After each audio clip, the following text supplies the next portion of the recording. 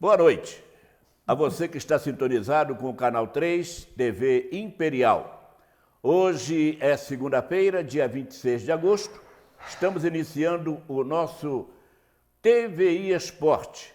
Segundo os nossos telespectadores que encontram a gente na rua e cumprimentam pelo programa, somos o melhor programa de esporte dos canais de Petrópolis. Muito obrigado a você que nos dá essa audiência e que ainda nos dá esse título importante. Não sou eu que estou dizendo, estou apenas repetindo o que os nossos queridos telespectadores falam para a gente quando encontram na rua. Somos o melhor programa de esporte. Muito obrigado e vamos procurar manter esta linha de programação para que você continue assistindo ao TVI. Então eu disse que hoje é segunda-feira, dia 26 de agosto, estamos iniciando o TVI Esporte, programa que apresentamos tradicionalmente há 9 anos e 9 meses aqui no canal Petropolitano e que procuramos trazer para você as notícias mais importantes do esporte na cidade, no Brasil e, como eu sempre repito, quando as notícias do exterior são importantes, aqui também elas são analisadas. Temos um programa bem longo hoje, apesar de apenas 1 hora de programa, mas nós temos aí o Campeonato Estadual da Série B1, a segunda divisão, temos o Campeonato Brasileiro da Série A, que está empolgante, com vários clubes brigando pelas primeiras posições. Tivemos hoje a abertura oficial do 4º e último Grande Slam do tênis, o US Open nos Estados Unidos. Domingo que vem a Seleção Brasileira de Basquete estreia no Campeonato Mundial na China. Ontem a brilhante conquista do nosso Isaquias Queiroz, campeão mundial de caiaque, canoagem. Eu até comentava com a minha esposa hoje de manhã que você ser campeão no futebol, ser campeão no vôlei, no handebol, no basquete, é fácil, porque são várias pessoas colaborando para que você seja o campeão. Na canoagem C1, né, um timoneiro, só o Isaquias Queiroz tem que lutar pela vitória. Então essa vitória tem que ser muito valorizada, tem que ser muito comentada, porque ele derrotou canoeiros de vários países, inclusive o americano, que era o favorito da prova. Parabéns, Isaquias Queiroz, continue nessa forma de você ser um cara humilde, um cara trabalhador e que cada vez mais levanta o nome do Brasil na canoagem. E vamos falar também, depois, durante o programa, da vitória de Ricardo Maurício ontem, conquistando pela segunda vez o cheque de R$1 milhão na corrida do milhão. Stock Car. Na Stock Car. Tem assunto, bastante assunto. Mas antes, eu quero o boa noite de Fernando Ferreira. Meu caro Lauro José, muito boa noite. E a você, caríssimo telespectador desse nosso Canal 3 TVI Imperial, eu quero dar também as boas-vindas e pedir a você que, se porventura, Lauro ou eu, nos extrapolarmos em alguma posição, que vocês nos considerem a nossa atitude clubística, porque, afinal de contas, nada impede que o Lauro seja Flamengo e eu, muito menos, seja vascaíno, né? Mas em falar em Vasco, Lauro, eu gostaria apenas de dizer que ontem o que me surpreendeu foi o gol de bicicleta do De Arrascaeta do Flamengo. Foi muito bonito o gol e eu em casa sozinho, tive uma posição interessante. Eu bati palmas. Muito obrigado. Sozinho, rapaz, de tão bonito. Farei que chegar foi o ao gol. conhecimento do Arrascaeta. Né? E outra coisa, eu acho bom, né? E outra coisa também, que foi no jogo anterior, apesar do frio, eu estava assistindo o Vasco em São Januário levar de vencida a forte equipe do São Paulo. São Paulo que, inclusive, colocou agora no seu time o Daniel Alves, que é lateral da seleção campeão da brasileira. Copa América pela seleção brasileira. Perfeito. Ainda trouxe lá um lateral direito, que eu esqueci o nome dele agora. Juan Fran, Juan Fran, que zagueiro de área. andou às turras com o nosso querido vascaíno, que fez o primeiro gol do Vasco ontem, o garoto de 17 anos. O Thiago Magno. Não, Thales Magno. Thales Magno. Então, foram duas coisas que eu vi muito boas. Primeiro, a posição do Thales Magno. Segundo, de Arrascaeta no Flamengo. Agora, vi também, Lauro, o Marrone do Vasco. E aí hoje encontrei um vascaíno numa banca de jornal e ele me dizia o seguinte: Fernando, como melhorou a produção do Marrone? Você mais é mole? Vou explicar por quê. Primeiro, ele havia sido lesionado e passou uma temporada no DM, Departamento Médico, para tentar se recuperar. E eu sempre disse aqui nesse programa, Laura, e você sabe disso, que há um aspecto interessante, que é o seguinte: é preciso que a gente entenda que entre a lesão e o retorno à atividade tem que mediar um certo tempo. E por que esse certo tempo?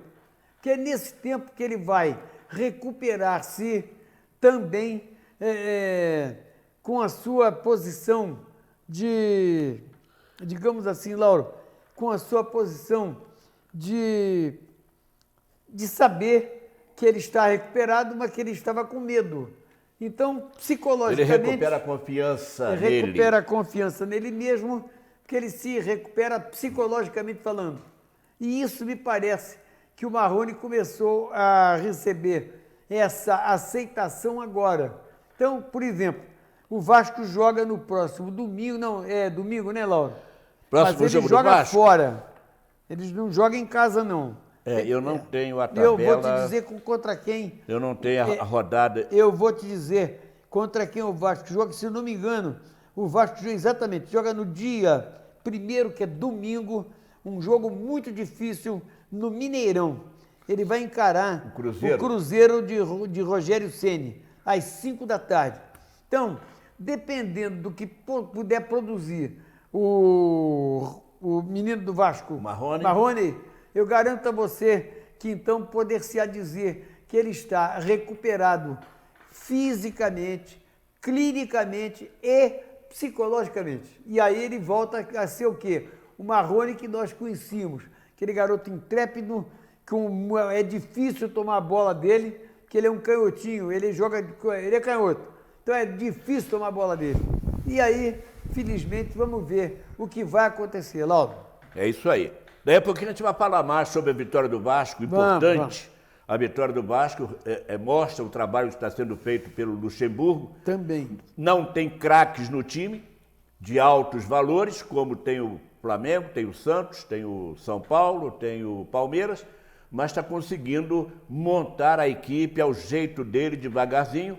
Eu acredito até que o Vasco, ao final do Campeonato Brasileiro, continuar nesse ritmo, estará brigando seriamente por uma vaga na Copa Sul-Americana. Não acredito que o Vasco chegue na Libertadores. Não até acredito. O 6º lugar? Porque você veja só, você tem o Santos, São Paulo, Palmeiras, Atlético Mineiro, Flamengo, Corinthians, Atlético Mineiro, Atlético Paranaense. É verdade. Né? Que no momento estão muito melhor tecnicamente colocados na tabela do campeonato. É lógico que nós temos aí ainda 3 jogos para complementar o primeiro turno e mais 19 jogos para o encerramento do campeonato, um total de 66 pontos. Eu acredito que o Vasco, ao continuar nesse trabalho que o Vanderlei vem fazendo e acreditando na rapaziada da base do Vasco, ele vai conseguir montar um time competitivo, que vai ganhar pontos, e ele vai conseguir chegar lá brigando por uma vaga na Copa Sul-Americana, que há 3, 4 rodadas atrás os vascaínos nem sonhavam. Não, estávamos no rebaixamento, peraí. E aí, a chegada do Vanderlei, Lauro, é que deu uma outra roupagem, uma outra arrumação Tanto que você vê o seguinte, a maioria dos jogadores que ontem estiveram em campo, a maioria eram jogadores que vinham também de trás, da época do treinador anterior. Exatamente. Não é do Valentim, não é? É. Então, a verdade é essa. A essa altura, o que a gente tem que imaginar é que vai haver uma possibilidade do Vasco, pelo menos, Lauro, eu diria, que se ele chegar em 12º lugar, ele está dentro da Sul-Americana. Perfeito.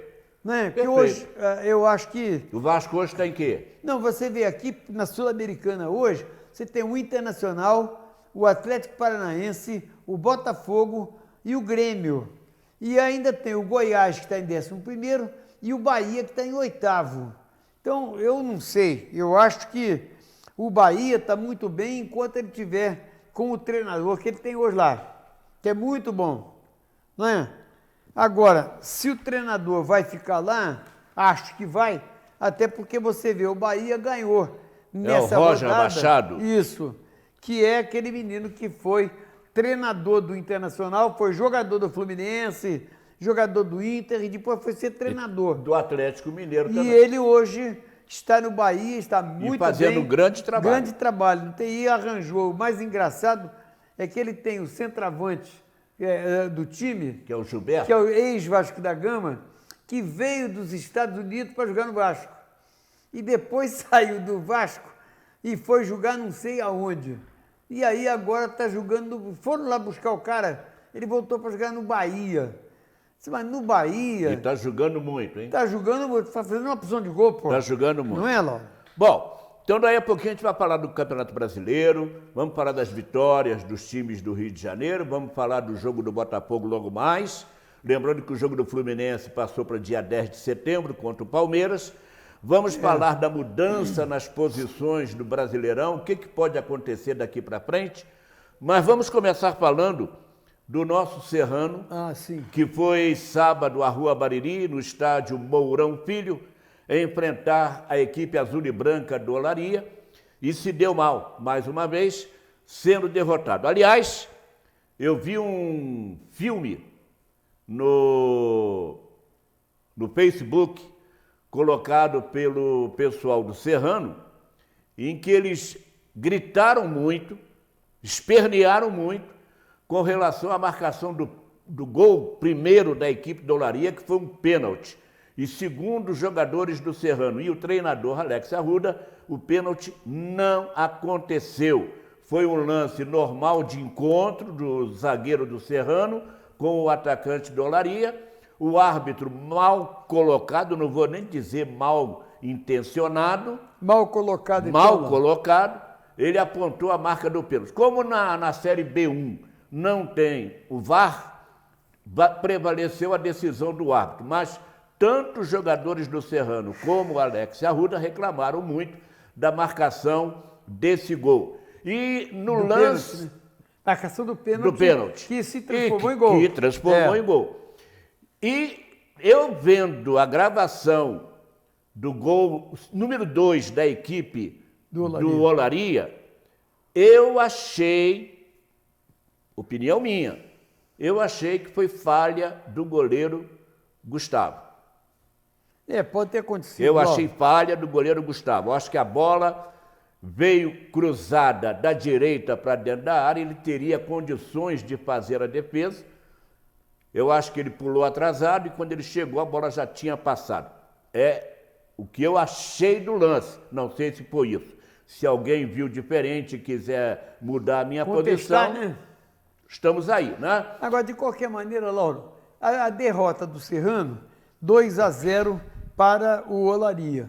E faz com que o Serrano, nesta Copa Corcovado, tenha alcançado apenas e tão somente um ponto ganho. 4 jogos, então 3 derrotas e um empate.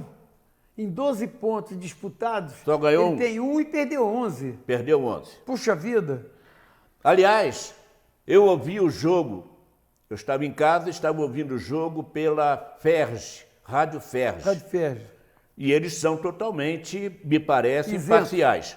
Não estariam torcendo para o Olaria, muito menos torcendo para o Serrano. Mas narrando o jogo. Narrando o jogo. Eu escutei o jogo todo. Me pareceu, pela transmissão, que mais uma vez o ataque do Serrano foi falho. Poucas vezes os jogadores que compunham o ataque do Serrano conseguiram chegar ao gol defendido pelo goleiro Dolaria. Ora, minha gente, se você não faz gol, como foi contra o Audax, né, que ninguém queria chutar em gol, então fica difícil você ganhar jogo. Né? O nosso Alex Arruda, que tem pedido o apoio dos torcedores e até da imprensa para compreender a situação que passa o Serrano no momento, a gente está de mão dada contigo, Alex. Agora, você tem que pedir teus jogadores de ataque que eles ao menos ameacem. Ao menos ameacem. Porque se eles não ameaçam o goleiro adversário, o Serrano não vai fazer gol. Né? Porque, como diz o Gentil Cardoso, né? Sem milho não se faz pipoca, sem tiro para gol não se faz gol. É verdade. Aproveitando aí a deixa, né? Agora, é uma situação complicada, porque veja só, o próximo jogo do Serrano será em casa, no domingo, dia 1º, contra o São Gonçalo Esporte Clube. Time que vem melhorando a sua situação dentro do campeonato. Para você ter uma ideia, Lauro, o São Gonçalo hoje, na Copa Corcovado, ele é o terceiro colocado com 9 pontos. Então é o Duque de Caxias com 10, eles com 9 e o Açu com 12. São Gonçalo ganhou do Barra da Tijuca, ganhou do Tigres do Brasil. Isso. Ganhou do... Não, ele descansou na terceira rodada e ganhou do Friburguense na rodada passada. Então ele tem 3 vitórias. E aí tem descansou uma rodada. Então em 4 rodadas ele teve uma que ele não jogou. Em 3 jogos realizados, em 4, que um ele descansou, ele fez 100%. Jogou 3, ganhou 3. No outro ele descansou, então não podia ter ganho, né? Mas então é um adversário difícil. Agora, Serrano, se tiver tranquilidade, tiver consciência de que jogando em casa, com o apoio de sua torcida, pode chegar a um resultado positivo, Serrano tem que unir suas forças, mesmo nas dificuldades. Aliás, existe um lema japonês, lá dos budistas, que diz o seguinte: quanto maior a dificuldade, maior o empenho que deve ser feito. Ah, sim, claro. Você só ultrapassa as dificuldades, você fortalecendo-se e você partindo com força para suprir essa barreira que aparece ante você. Então, se a barreira hoje no Serrano é a falta de dinheiro, os jogadores têm que se suprir de forças, de vontade para ganhar o jogo. Por quê? Porque o Serrano ganhando o jogo, na próxima partida, o torcedor volta a comparecer ao estádio e melhora as rendas aqui no Atílio Marotti. Gravem isso. As dificuldades são superadas pela sua força. Então, continue lutando, fazendo força para superar essas dificuldades. Não é, Fernando? Eu só acho uma coisa, sabe, Lauro? É que o grupo de jogadores do Serrano, hoje, por exemplo, no meu entender, está sofrendo com a ausência do Lucas Straub, que é um quarto zagueiro, se eu não me engano, né? E ele está machucado.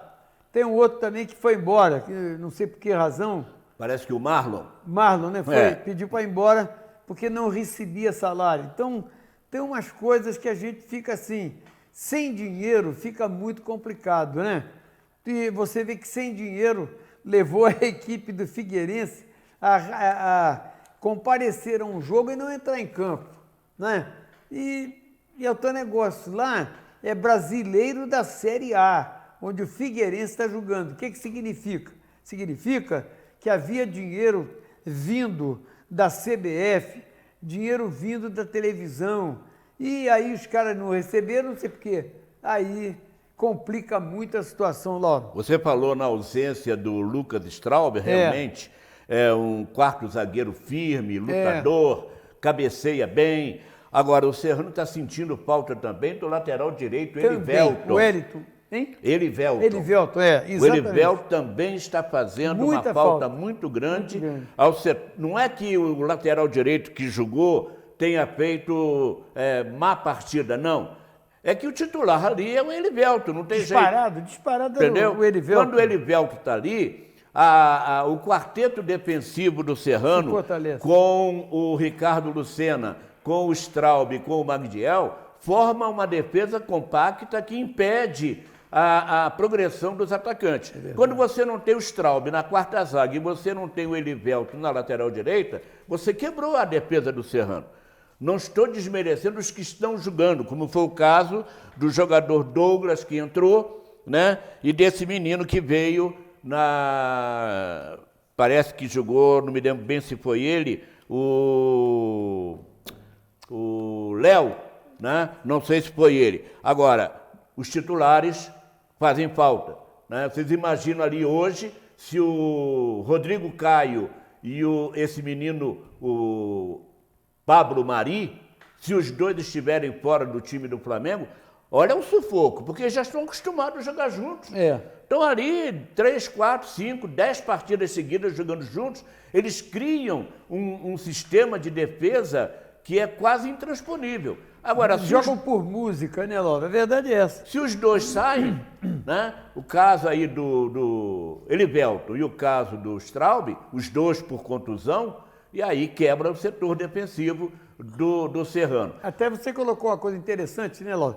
Você tem nos 4 zagueiros, a lateral direita, os 2 zagueiros de área e o lateral esquerdo. Então, nessa brincadeira de mau gosto, você está com menos 2 titulares aqui. Então fica assim uma coisa muito esburacada, né? Apesar de todo o carinho e de toda a atenção que o Alex Arruda possa dispensar ao seu quarteto defensivo, o fato de não contar com o Lucas Straub e nem com o Elivelton já deixa eu não sei se é falha, mas deixa um buraco na defesa. E aí, meu filho, a bola entra e o goleiro ainda ajuda, né, Laura? E também não contou com o Cauer, que foi expulso na partida contra o exatamente. Brincando ali, ele quebrou o esquema defensivo do time. O Cauer, que é o cabeça de área, o responsável ali é o cão de guarda dos zagueiros. Aí você tira o Elivelton e ainda tira o Straub, aí fica difícil. Mesmo que... Aí você ficou sem 3 jogadores de defesa que são absolutamente importantes para o Serrano. Perfeito. Né? E aí essa ausência de 3 em 6, Laura, é 50%. 50%. Então não leva mal, não é troço para raiva. Bom, os resultados da rodada foram os seguintes. O São Gonçalo ganhou do Friburguense de 2-0. Isso. O Gonçalense goleou, na minha opinião, goleou o Bom Sucesso por 4-2. E é isso que eu queria que você me explicasse, Laura. Por que o Bom Sucesso caiu tanto agora? Está levando uma costa atrás da outra? Não caiu. O problema é que o Bom Sucesso colocou um time misto, guardando os seus melhores jogadores para depois de amanhã, quando ele vai decidir a Copa Rio com a equipe da Portuguesa. Primeiro jogo foi 0-0, o segundo jogo, quarta-feira, vai decidir quem é o campeão. Então, e aí, Bangu, esse jogo? No campo do Bangu. Moça Bonita. Não sei, o primeiro foi no campo do Bangu, não sei se eles mantiveram isso, porque o Estádio da Luz lá na ilha não está liberado. Eu não sei se a federação vai manter o campo do Bangu, Moça Bonita, ou vai levar para outro lugar. O mando de campo é da Portuguesa. O primeiro foi o Bom Sucesso que mandou. Então mais uma razão para ser.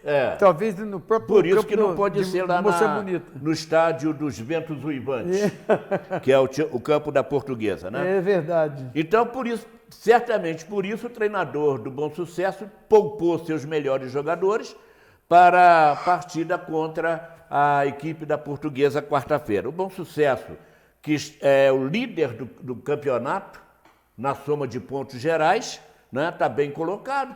Ele vai continuar brigando para ficar ali em cima, para quê? Para que ele possa chegar na reta final do campeonato, na semifinal do campeonato, que ele possa, mesmo que ele não ganhe um turno, mas ele entra como um clube de maior pontuação. Ele já tem 25 está certo pontos o treinador do Bom Sucesso, né? Ele tem 25 pontos hoje, Laura. É verdade. Então, o Gonçalense, por isso, ganhou do Bom Sucesso de 4-2. O Sampaio Corrêa ganhou do Itaboraí de 2-1. O Nova Cidade empatou com o Serra Macaense lá em Nilópolis em 0-0. A grande surpresa para mim da rodada foi esse resultado agora. Arte Sul 5, Campos 0.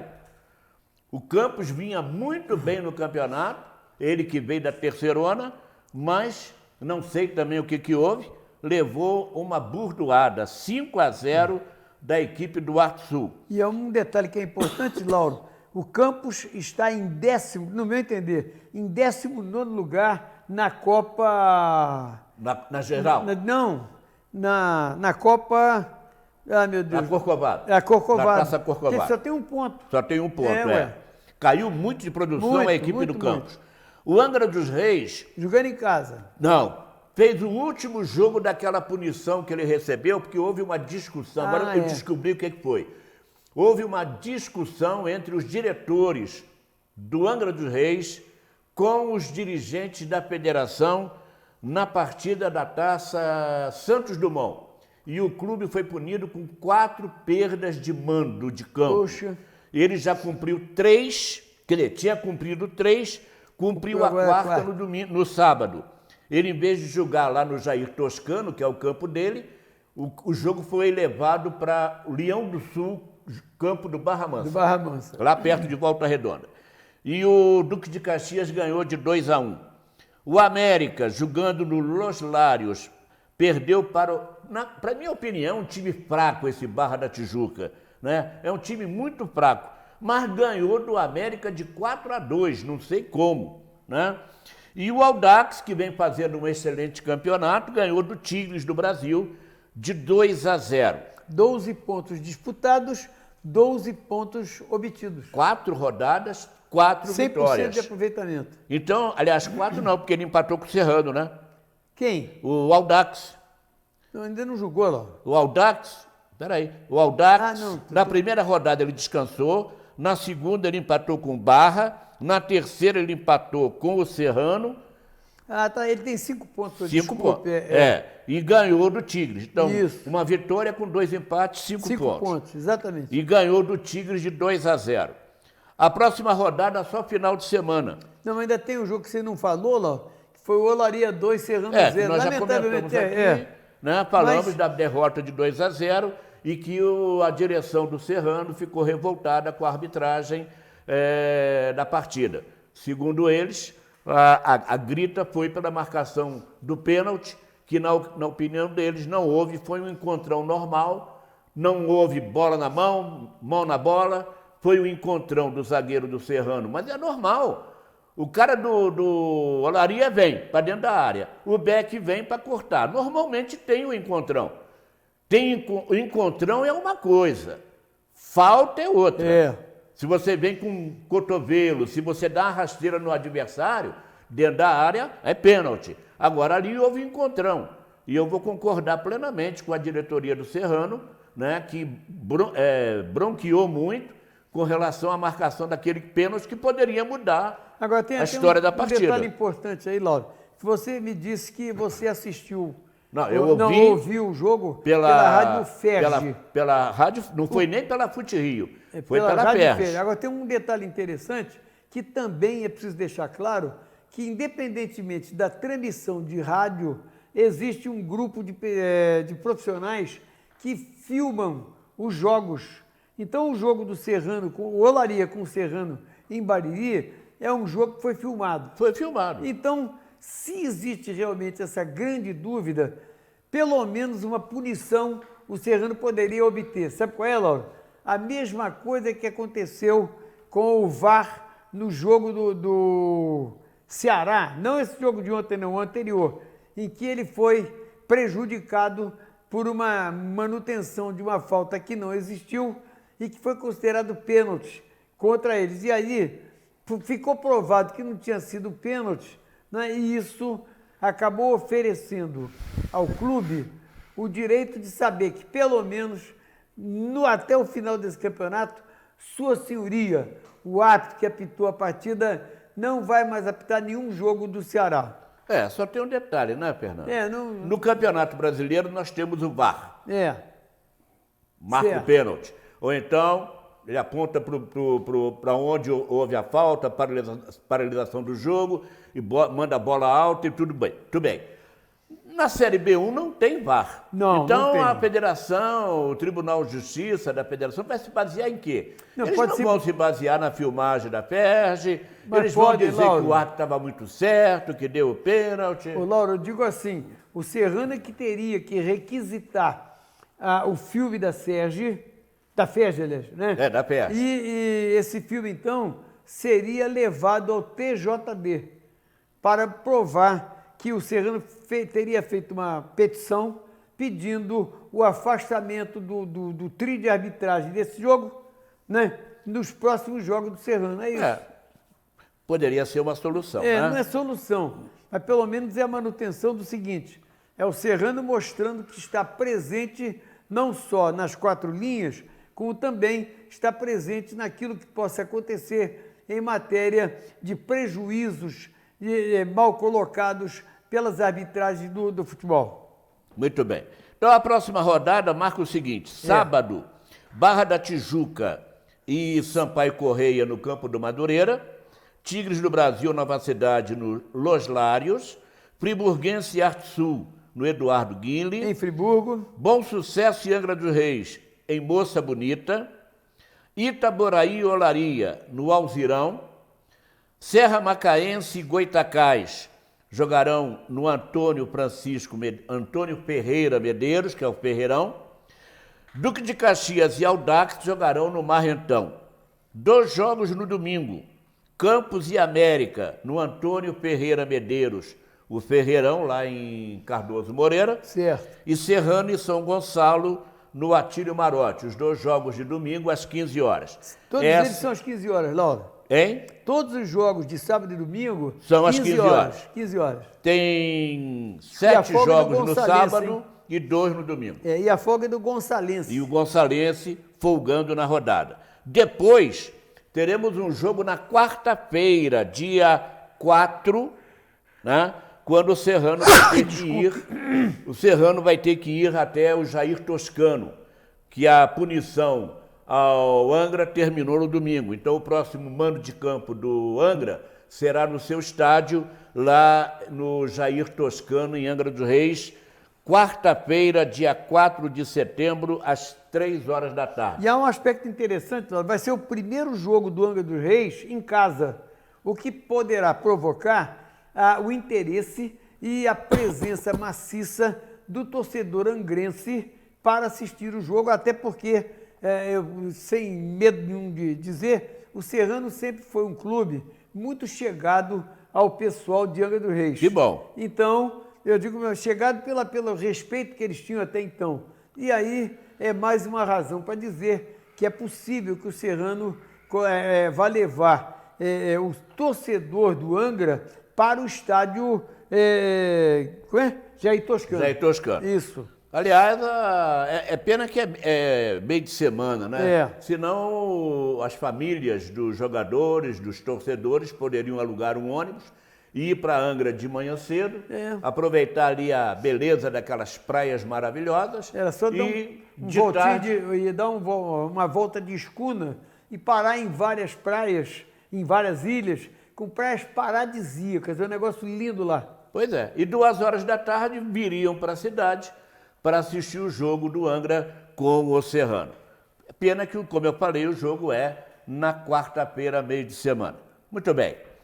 É isso aí com relação ao campeonato estadual da Série B1, a segundona, que vai chegando à metade do seu segundo turno.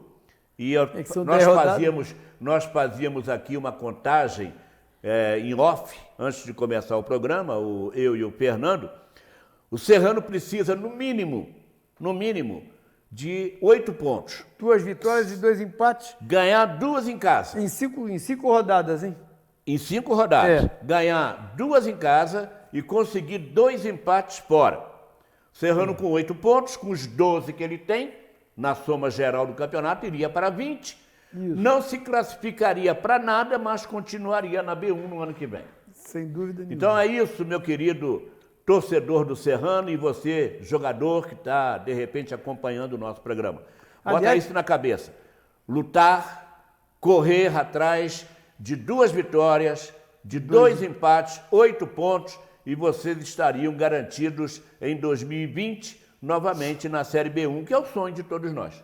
que aliás foi o que aconteceu no ano passado, ó, que muita gente achava que as dificuldades que o Serrano estava suportando teria que levá-lo à condição de retornar à terceirona.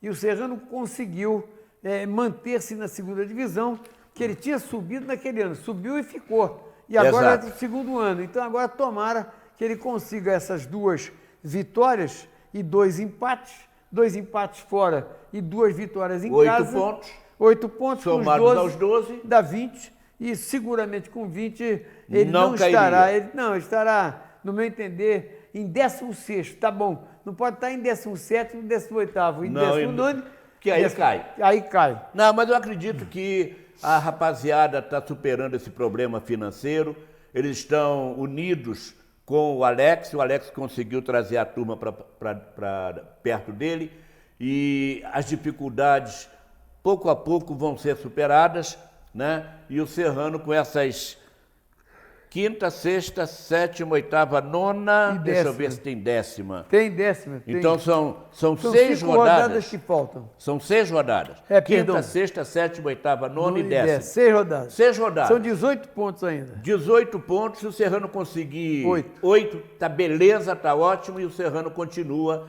a sua jornada no ano que vem, tranquilamente, disputando a Série B1. Não era o que nós queríamos. Nós queríamos o Serrano já esse ano, brigando lá em cima com os grandes. Mas a gente sabe que a caminhada é muito difícil. O pensamento do Serrano é o mesmo de outras 18 equipes. Não, e tem um outro aspecto aí, né, Lauro? É que quando o Serrano conseguiu fechar aquele contrato de patrocínio, a gente imaginou que pelo contrato de patrocínio, o Serrano poderia melhorar o seu grupo de jogadores e, inclusive, está hoje numa outra posição. Só que teve um probleminha sério. É que até agora o nosso querido Dudu Monsanto está em São Paulo correndo atrás dos caras que são os donos daquela empresa de investimento. E o que é pior, né? É que as camisas que foram feitas foi estampado a marca dessa empresa de investimento, que deu um cano no Serrano, e eu tenho para mim a impressão que deu também, Lauro, um cano em outras equipes, não do estado do Rio, não, mas da Série B1. Assim como a JJ fez, né? Sim, exatamente. A JJ Investimento, do ano passado, não só deu cano no Serrano, como deu cano em outras equipes aí, até da Série A. Também. Até da Série A tinha time com camisa do JJ Invest e o cara, ó... Pé na estrada. Desapareceu. Ele deu lá uma de mandrake, fez uma mágica e sumiu.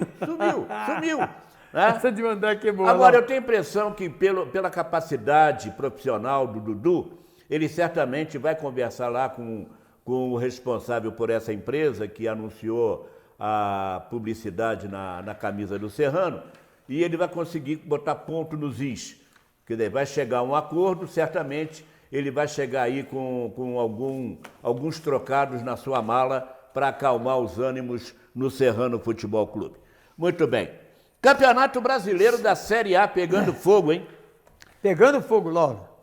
Eu estava vendo hoje de manhã, no programa de esporte de um canal, nós tivemos até agora 4 equipes em 16 rodadas. Tivemos 4 equipes líderes do Campeonato Brasileiro. Tivemos o Ceará, na primeira rodada, ele ganhou de 4-0 de um time, o Palmeiras ganhou de 4-0 do outro. Sabe o que definiu o primeiro lugar? Cartão amarelo. Também. Cartão amarelo. E como o Ceará tinha menos cartão amarelo que o Palmeiras, o líder da primeira rodada foi o Ceará. Muito bem.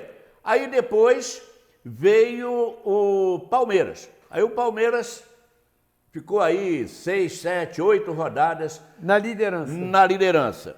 Muito bem. Aí veio o Santos. Palmeiras deu uma caída, o Santos deu uma levantada e o Santos passou a ser o líder do campeonato. 3 rodadas pelo menos, não, Lauro? E a partir de ontem, com os resultados da 16ª rodada, o Flamengo assumiu mesma pontuação da equipe do Santos, mas o Flamengo tem maior saldo de gols do que o Santos. O Flamengo hoje tem 17 gols de saldo, o Santos me parece que tem 11. 11, exatamente, 17 Então a essa 11. diferença de gols, o Flamengo é o líder do campeonato. Ao lado do Santos, tudo bem, mas na tabela de colocação você vai ver Flamengo em primeiro, Santos em segundo. E tem mais um detalhe, Fernando. Sim, Flamengo pega o Palmeiras domingo no Maracanã. Certo. Se o Flamengo perder para o Palmeiras, o Flamengo continua líder. Se o Santos não ganhar, logicamente, sim. o Flamengo continua líder, mesmo empatando em pontos com o Palmeiras. Porque o Flamengo teria 10 vitórias e o Palmeiras teria 9. Como também, hoje o Flamengo tem 7 vitórias em casa e Não, 3 eu digo fora total. de casa. Eu digo total de vitórias. 10 vitórias. São 10 vitórias. E aí o Palmeiras, Lauro, com muito boa vontade, teria 8 vitórias. 8 5 às vitórias. 3. Ganhando do Flamengo vai a 9, mas o Flamengo já tem 10. Então, Exatamente. ao menos até domingo, 6 horas da tarde, o Flamengo é líder do campeonato. Mas você acha que o Flamengo, Lauro, vai perder do Palmeiras? Porque o Palmeiras hoje está assim numa espécie de entre-safra.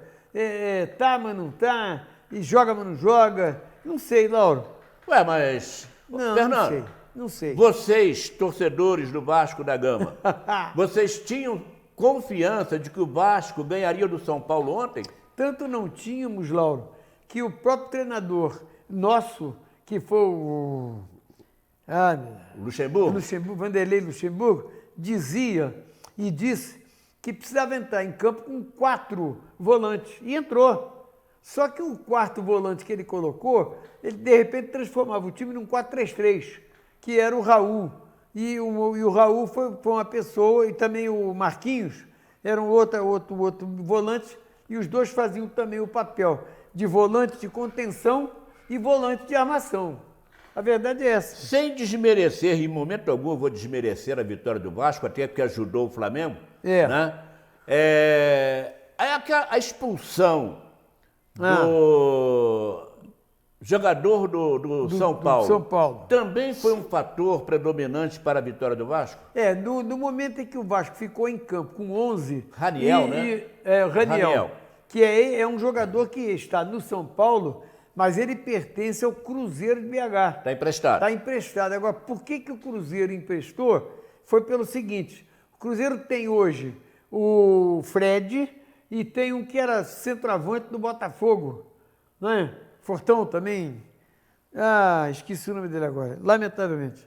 E esses 2 centroavantes, e aí o Raniel, como é um garoto novo, ia ficar como terceira opção. E o Cruzeiro tem interesse que o garoto continue disputando o campeonato. Aí emprestou o jogador para o São Paulo, que precisava, além do Pato, mais um centroavante. Tanto que o Pato não jogou, está machucado. E entrou o Raniel, que seria assim o imediato do Pato. Não é? E outro resultado surpreendente. Sim. Você diz que muitas vezes o resultado não é tão surpreendente. Não causa que surpresa. Aconteceu no jogo, né? O Santos vencendo o jogo por 3-0 sobre o Fortaleza. Como é que esse time consegue ceder o empate de 3-3 ao final da partida? Aí tem que perguntar o De Paoli, que é o treinador do Santos, né? Porque 3-0... Lauro, eu sempre ouvi, no longo tempo da minha vida, eu sempre ouvi uma informação de que o placar de 2-0, terminado o primeiro tempo, 2-0, era enganoso e perigoso. Mas 3-0 já era aquela de fecha a tampa do caixão.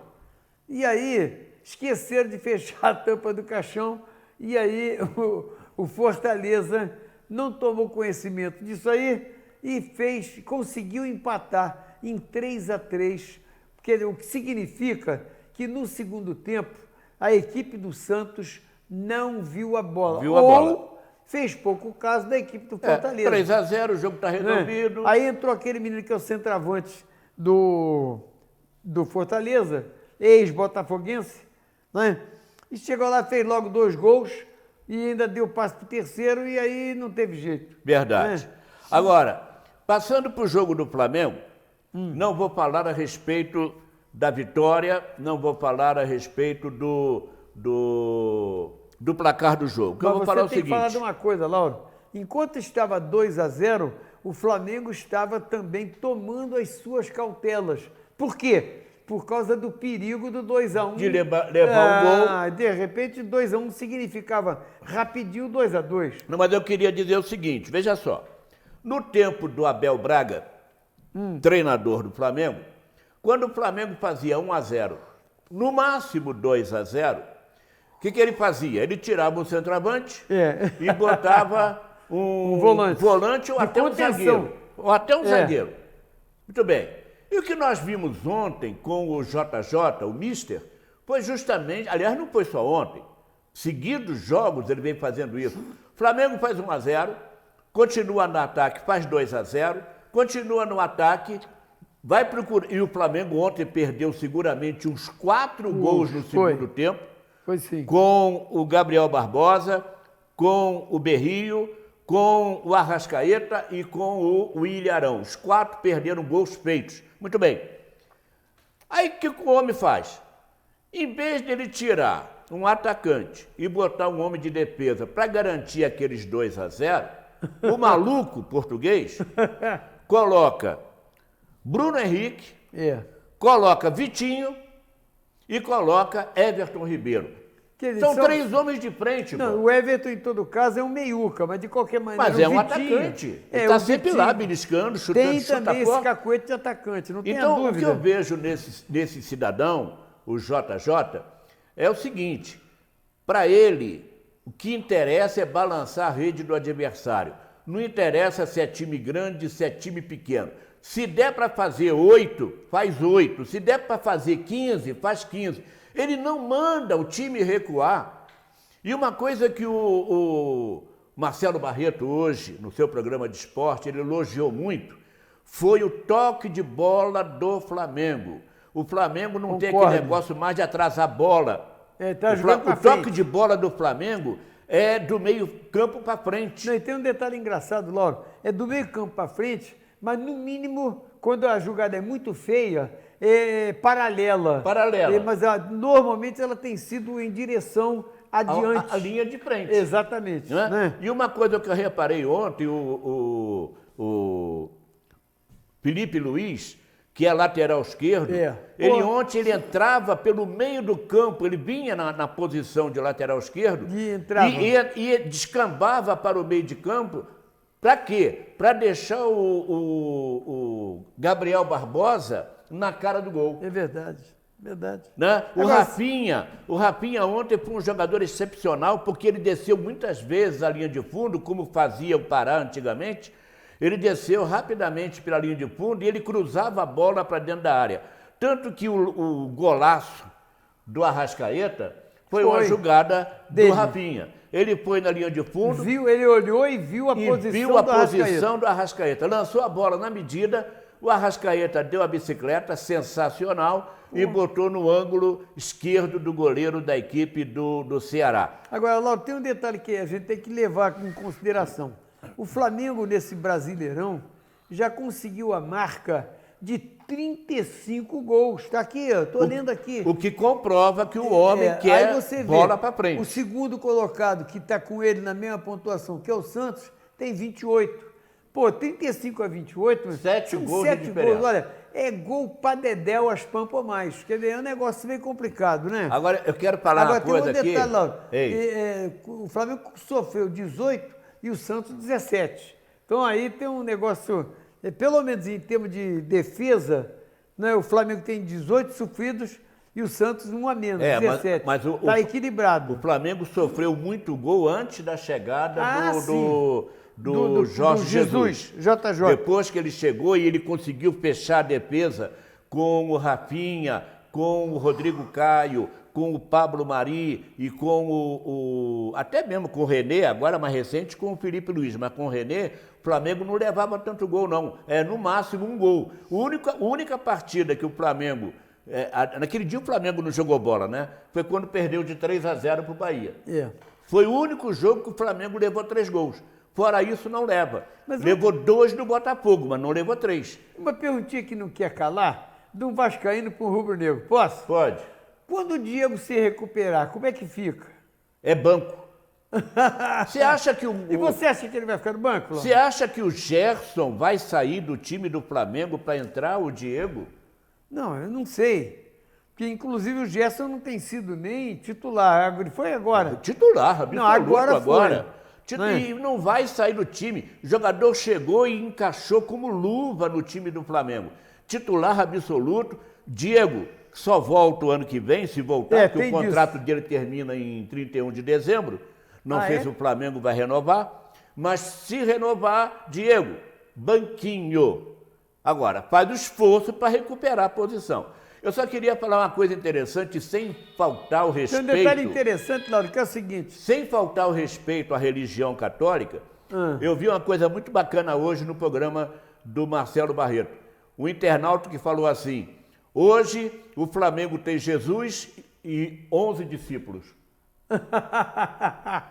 E ainda tem o traidor, que é o Cuejar.